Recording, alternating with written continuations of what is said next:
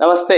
आप सबका एक बार फिर से स्वागत है शिवर एस्ट्रोलॉजी में। और जैसा कि आज चर्चा का विषय तय था कि चंद्रमा के 12वें भाव में रिजल्ट बताए जाएंगे, तो आइए उस पर चर्चा करते हैं।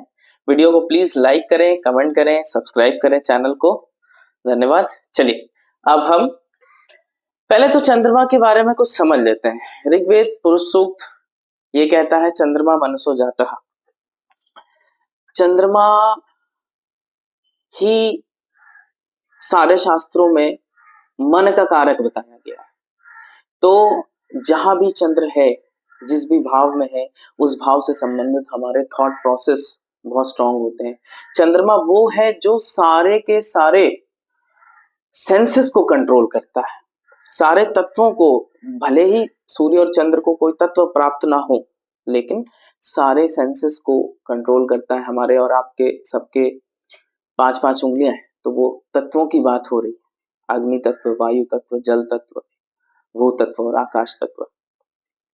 तो चंद्र का 12वें भाव में किस प्रकार का रिजल्ट होता है वो हम समझेंगे। तो स्टार्ट करते हैं। और ये कोई भी मान के चल रहा हूं कि कोई भी दृष्टि नहीं है उस पे, कोई भी एस्पेक्ट नहीं है उस पे। ये सिर्फ एक प्लेसमेंट है चंद्र की अलग अलग भावों में। कोई भी दृष्टि और कोई भी प्लेसमेंट उसके साथ इस चीज को मॉडिफाई कर सकती है। ठीक है, तो हम बात कर रहे हैं कि चंद्रमा, मान के चल रहे हैं कि चंद्रमा के साथ कुछ भी हो। अब चंद्रमा प्रथम भाव में है, फर्स्ट हाउस में है, तो ऐसे में क्योंकि चंद्रमा बहुत ही चंचल ग्रह है, हमेशा आप देखिए कि अगर आप आसमान में भी देखेंगे तो हमेशा उसका घटता बढ़ता रहता है। तो ऐसा व्यक्ति थोड़ा चंचल स्वभाव का होता है। शास्त्र ये कहते हैं कि अगर चंद्रमा मेष राशि का हो, वृषभ राशि का हो, कर्क राशि का हो, तब तो लगन में बहुत अच्छा है। लेकिन बाकी सब राशियों में उतना अच्छा लगन में नहीं है। ये इसका पीछे का वजह सिर्फ इतना है कि वो हमेशा बदल जाता, उसके ओपिनियन बदल जाते हैं चीजों में। वो मान लीजिए कि कुछ करना चाहता है, कुछ तय करता है, फिर कर कुछ देता है। तो वो बात कहीं ना कहीं हो जाती है कि वो बड़ा फिक्स माइंड का नहीं है। ये चंद्रमा का फर्स्ट हाउस में एक इम्पैक्ट आता है। शरीर में कुछ कफ, क्योंकि तीनों इसके अंदर तीनों गुण मौजूद हैं, तीनों दोष हैं, कफ वात पित्त। तो शरीर के अंदर ये सारी चीजों का प्रॉब्लम भी आपको देखने को मिलेगा अगर वो छठे भाव अष्टम भाव का स्वामी बन गया है। तो छठे भाव अष्टम भाव का स्वामी बन करके, जैसे मान लीजिए कि लग्न कुंभ है, वहां पर बैठा है, तो ये शरीर में कफ से संबंधित प्रॉब्लम और ये सारी चीजें भी दिखाता है। और मदर के जैसे आप दिख सकते हैं, कुछ माँ से चेहरा आपका रिजेंबल कर सकता है, ये भी एक चीज है। सप्तम भाव पे दृष्टि होने की वजह से ऐसा व्यक्ति काफी चलायमान रहना पसंद करता है। वो कुछ ना कुछ ट्रैवलिंग वगैरह उसको पसंद आएगी। चंद्रमा अगर द्वितीय भाव में हो तो माँ घर में एक बहुत ही इंपॉर्टेंट सदस्य, माँ की अहमियत घर में बहुत बढ़ जाती है, वो एक इंपॉर्टेंट फिगर बन जाती है। सेकंड हाउस में हो तो व्यक्ति को सुंदरता भी प्रदान करता है कि व्यक्ति का चेहरा काफी अच्छा दिखता है, बिकॉज चंद्रमा is beautiful, moon is beautiful. अष्टम भाव को एस्पेक्ट की वजह से माँ के से आपको काफी फायदा हो सकता है, आपके इनहेरिटेंस वगैरह को लेकर के। और वाणी में भी काफी इनके सॉफ्टनेस होती है और थोड़ा सा डिप्लोमेट तरीके से बात करना ये जानते हैं। अपनी बात को सही समय पे चेंज कर सकते हैं और डिप्लोमेसी अडॉप्ट कर सकते हैं। स्वीट स्पीच होती है। बहुत हो सकता है कि घी और दूध और डेयरी प्रोडक्ट्स का बड़ा शौक हो खाने में, ये एक वो है। और वरना ज्यादातर खाना इनको ब्लैंड पसंद आता है, सादे खाने खाते हैं चंद्रमा द्वितीय भाव में। ये एक अच्छा कॉम्बिनेशन है अगर चतुर्थ भाव में कोई ग्रह ना हो जो चंद्रमा का शत्रु हो। फॉर एग्जाम्पल केतु, केतु अगर चतुर्थ में ना हो तो दूसरे भाव का चंद्रमा धन बहुत अच्छा देता है। इसका धन देने का तरीका ये होता है कि इसका, चूंकि वेनिंग वैक्सिंग हमने देखा है कि हमेशा घटता बढ़ता रहता है, तो ये गारंटी जरूर करता है कि धन होगा, वो बढ़ता घटता रहेगा। अब चंद्रमा को तीसरे भाव में ले जाते हैं, ये हॉबीज का घर है, यंगर सिबलिंग्स का घर है। तो ये भी देखने को मिलेगा कि कई बार आपकी छोटी बहन हो सकती है इमीडिएटली। और आपकी हॉबीज में, क्योंकि चंद्रमा को स्तुति, महर्षि पराशर कहते हैं ये स्तुति करता है, तो चंद्रमा से सिंगिंग बहुत अच्छी आती है। जल तत्व है, इमोशन का कारक है, सिंगिंग में आपको बहुत ये सब चीजों की जरूरत होती है। तो थर्ड हाउस का चंद्रमा सिंगिंग देता है, अगर स्पेशली जल तत्व राशियों में बैठ गया तो बहुत अच्छा। अगर नाइन्थ हाउस में बैठा है, जल तत्व की राशि में है, तो भी थर्ड हाउस में बहुत अच्छी सिंगिंग कैपेबिलिटीज दे सकता है। शुक्र अगर इसके साथ आ गया तो आप ये मान के चलिए ये तो सोने पे सुहागा है, बहुत ही अच्छा सिंगर प्रोड्यूस करता है। चंद्रमा द्वितीय भाव में भी ये काम करता है, ठीक है, क्योंकि आवाज पे बड़ा मेलो हो जाती है, तो ये द्वितीय और तीसरे भाव का एक इम्पैक्ट है। यहां पर चूंकि ये बेनिफिक प्लेनेट है, तो थोड़ा सा आप देखिएगा एटीट्यूड उनका लेड बैक हो जाता है जिंदगी को लेकर के, क्योंकि चीजें आसानी से मिल भी जाती है। नाइन्थ हाउस में एक बेनिफिक की दृष्टि हो जाती है, तो चीजें आसानी से प्राप्त हो रही होती है, इसीलिए थोड़ा सा इंसान लेड बैक हो जाता है अपनी चीजों में, थोड़ा सा आप ये कह सकते हैं भीरू होता है, ऐसा कहा जा सकता है। लेकिन चंद्रमा अगर क्षीण हो, माने कृष्ण अष्टमी के बाद का हो, शुक्ल से कृष्ण अष्टमी तक का चंद्रमा बलवान होता है, उसके बाद का हो तो ये चंद्रमा उतना भीरूपन नहीं देगा, आप लेड बैक एटीट्यूड आपको नहीं है। चंद्रमा फोर्थ हाउस में, जो मैं सबसे ज्यादा वार्न करता हूँ लोगों को, ओवर स्लीपिंग और ओवर ईटिंग से बचना चाहिए। अगर चतुर्थ भाव में चंद्रमा है तो अक्सर करके आपको ये देखने को मिल जाएगा कि ऐसे लोग या तो ज्यादा खाना खा रहे होते हैं या तो ज्यादा सो रहे होते हैं। मदर से अटैचमेंट काफी दे सकता है, लेकिन एट द सेम टाइम थोड़ा प्रॉब्लम ये शादीशुदा जीवन में दिखाता है कि कहीं ना कहीं शादी में वो हैप्पीनेस नहीं मिलती और मदर कहीं एक कारण बन सकती है उसका। ये फोर्थ हाउस में उसका रिजल्ट है। टेंथ हाउस को चूंकि वो एस्पेक्ट करता है, तो किसी भी जल से संबंधित चीजें जैसे नेवी हो गए या जल का व्यापार हो गया, पानी से संबंधित कोई आप काम कर रहे हैं, इंपोर्ट एक्सपोर्ट का काम कर रहे हैं, तो ये इन सब चीजों के लिए बहुत अच्छा है। प्राइमरी एजुकेशन में कई सारे स्कूल के चेंजेस हो सकते हैं आपको, ये एक प्रॉब्लम आपको हो सकती है, और फ्रीक्वेंट चेंजेस आपको अपने स्कूल के टाइम पे मिल सकते हैं। चंद्रमा फिफ्थ हाउस, चंद्रमा फिफ्थ हाउस का एक बहुत अच्छी चीज है कि प्रोजेनी प्रॉमिस कर देता है।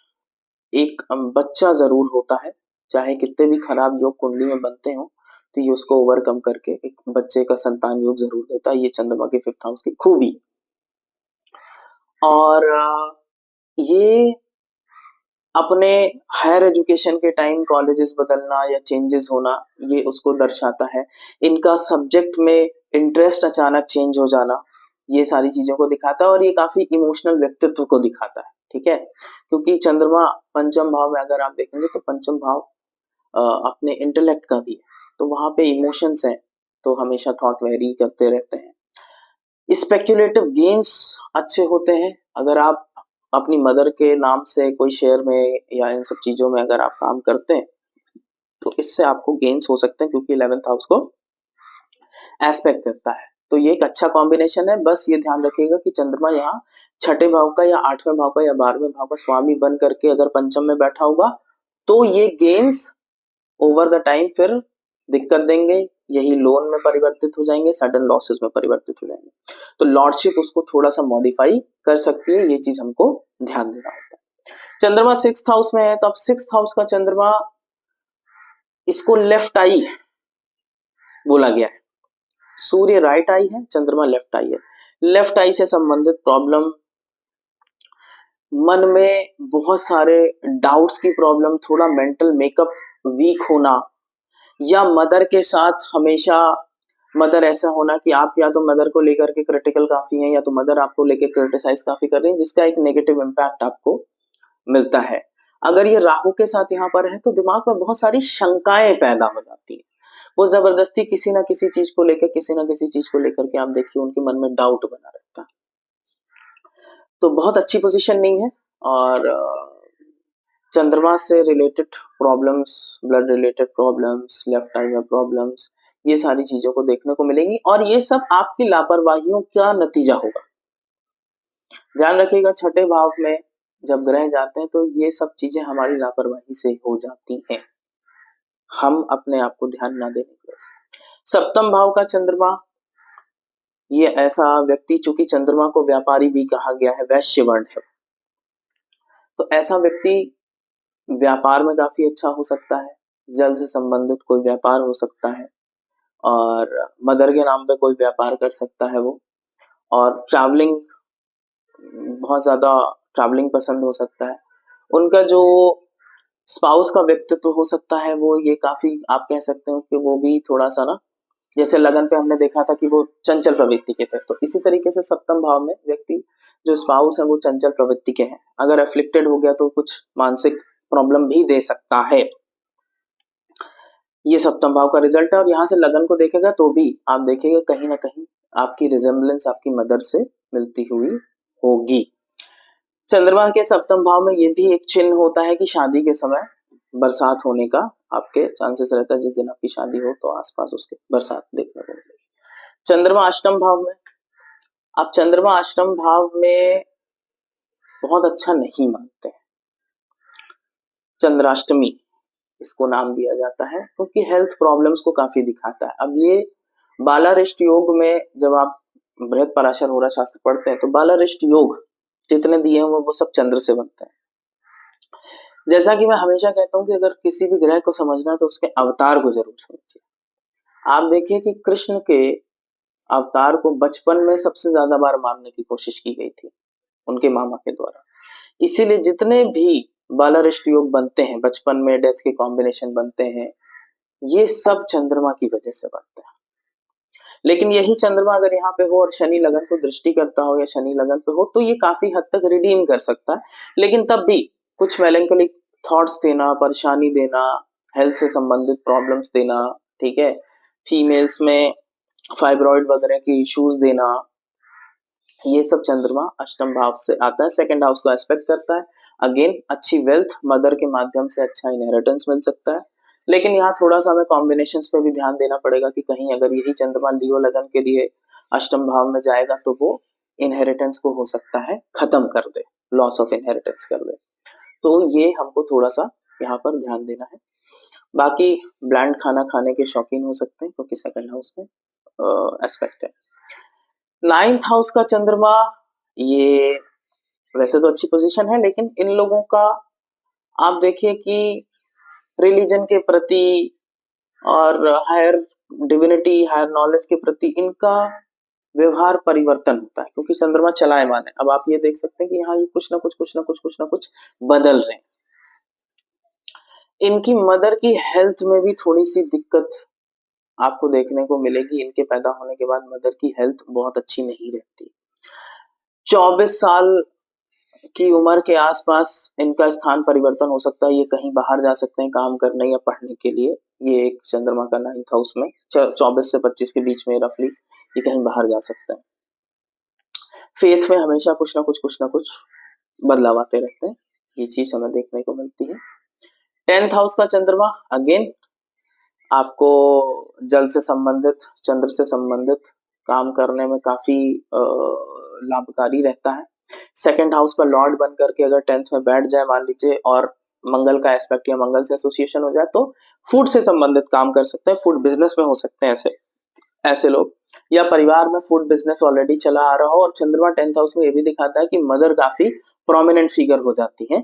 मदर अपनी लाइफ को काफी अच्छा बिल्डअप करती है। ये भी चंद्रमा इन द 10th हाउस, या आप अपना करियर को मदर से इन्फ्लुएंस होकर के चूज कर सकते हैं, चंद्र इन द 10th हाउस। और ये भी देखा गया है कि चंद्रमा 10th हाउस में इनका करियर लेटर इन लाइफ, आप देखिए ये स्टार्ट कुछ करेंगे और फिर आगे चल चल के कुछ 28-30 साल की उम्र के आसपास इनका चीजें बदल जाती हैं, फिर ये दूसरे काम करते हैं। तो चंद्रमा यहाँ पर बदलाव भी देता है, करियर को बदल देता है ओवर द टाइम। जितने लोग पूछते हैं कि हमें किसके नाम से बिजनेस करना चाहिए, आप ये देखिए कि 11वें भाव में क्या बैठा हुआ है। फिलहाल तो चंद्र का उदाहरण है, तो चंद्रमा अगर 11वें में हो तो माता के नाम से काम करने में आपको अच्छा धन प्राप्त हो सकता है, आप अच्छे लाभ में रह सकते हैं। चंद्रमा 5th हाउस को देखता है, स्पेक्युलेटिव धन, जितने आप शेयर बाजार और इन सब चीजों का काम करते हैं तो ये आपको स्पेक्युलेटिव धन दिलवा सकता है। अक्सर यहाँ पे एक ये भी स्थिति है कि जो वो पढ़े हैं, जिस चीज से उन्होंने अपना ग्रेजुएशन वगैरह किया है, हो सकता है वो रिडंडेंट हो जाए, वो काम ना है उनके। तो ये एक पॉसिबिलिटी यहाँ पर चंद्रमा की 11th हाउस में होती है। यहाँ भी थोड़ा मदर को दिक्कत, 24-25 साल के एज के आसपास आप देखिए कि स्थान परिवर्तन, वो उनको अपनी जगह छोड़ करके जाना पड़ता है, चाहे कुछ ही टाइम के लिए जाए लेकिन उनको जाना पड़ता है। 12वें भाव में चंद्रमा, अगेन लेफ्ट आई की प्रॉब्लम हो सकती है, आपको ब्लड रिलेटेड प्रॉब्लम हो सकती है, मदर को काफी सेपरेशन लाइफ में झेलना पड़ सकता है, वो अलग रह सकती हैं। वो और अगर यही मेष राशि की कुंडली है तो मदर को हॉस्पिटलाइजेशन, मदर के ऊपर हॉस्पिटलाइजेशन की वजह से बहुत सारे खर्चे हो सकते हैं। तो ये कुछ चीज थी। 6th हाउस को भी एस्पेक्ट करता है, तो कुछ मेंटल प्रॉब्लम्स, अकेलापन, लाइफ में ऐसा लगता है कि हम बहुत अकेले हैं, तो मैं एडवाइस करता हूँ कि लोगों से हमेशा मिलने जुलने का प्रयास करते रहें, तो डिप्रेशन का प्रॉब्लम नहीं होता। ये है चंद्रमा के कुछ 12 भाव के फल। और अगली वीडियो में हम फिर मिलेंगे और इस बार मंगल के ऊपर चर्चा होगी। तो एक बार फिर से नमस्ते, और प्लीज लाइक करें, कमेंट करें, सब्सक्राइब करें, और नीचे कॉन्टैक्ट नंबर दिया रहेगा, तो अगर जिसको कंसल्टेशंस बुक करनी है या कंसल्टेशन के लिए आना है तो वो नीचे दिए गए नंबर पे व्हाट्सएप के थ्रू या फोन कॉल के थ्रू कॉन्टैक्ट कर सकते हैं। नमस्ते।